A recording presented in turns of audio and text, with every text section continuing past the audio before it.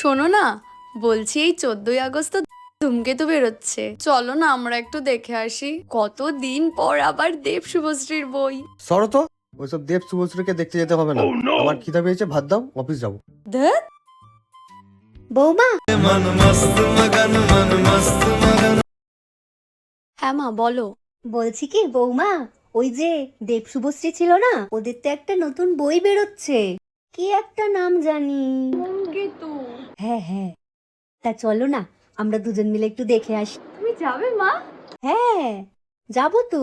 বাবু যখন ছোট ছিল, ও তো স্কুলে চলে যেত, আমি তো দেখতাম ওদের বই, ওদের গান হতো, ওদের কত খুব দেখতাম আমি। চলো। হ্যাঁ মা, হ্যাঁ, আমার তো খুব ইচ্ছা। আমি তো কবে থেকেই খুঁজছি কারোর সাথে একটা যেতে পারলেই হয়। তোমার ছেলেকে কতবার বললাম নিয়ে যেতে, কিছুতেই আমাকে নিয়ে গেল না। আরে ছাড়ো তো, ও হচ্ছে ওর বাবার মতো, কোনো রস নেই ওদের। চলো আমরা দুজন গিয়ে দেখে আসি। তাহলে আমি টিকিটটা কেটে ফেলছি। বৌমা, হ্যাঁ মা বলো। ওই যেন তোমরা কি বলো, হ্যাঁ, হ্যাপি বার্থডে।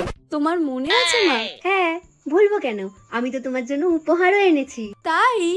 দাও। এই নাও। আমি তো ভাবলাম তুমি ভুলেই গেছো, কারোর মনে নেই।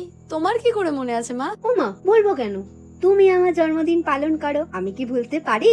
আমারও মনে আছে। তোমার মতো শাশুড়ি পেয়ে না আমি ভীষণ লাকি।